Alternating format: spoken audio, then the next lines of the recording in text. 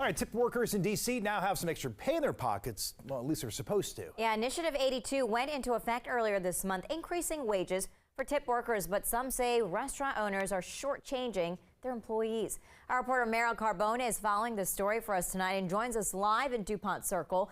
And Mariel, some supporters say businesses are adding a service charge to every bill instead of paying their employees a new minimum wage. Yeah, that's right. And that's not totally unexpected. Restaurant owners have been warning that if Initiative 82 passed, that they would need to implement a service charge to make up the difference. But that is only part of the problem. Advocates of the new law are also saying that restaurant owners aren't being fully transparent about where that money is actually going.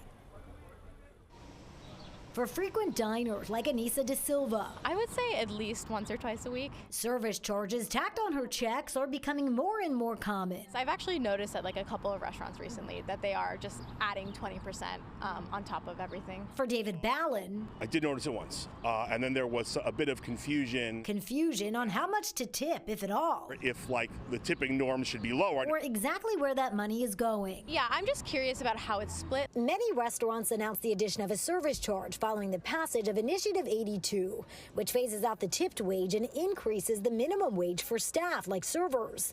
But unlike in other cities where service charges are used as a replacement for tipping on top of minimum wage, it's been different in D.C. Saru Jayaraman, president of One Fair Wage, says that's because of the direction of the Restaurant Association. Encouraging them to switch from tips to service charges and then use a portion of the service charge to cover the wage increase. Meaning workers are potentially being shorted money. She also claims restaurants aren't being transparent about the charge. Only 9% of nearly 150 restaurants we sampled were disclosing how they were using the service charges as required by D.C. consumer law. DC News Now reached out to the Restaurant Association of Metropolitan Washington for comment, but no one was available Tuesday night.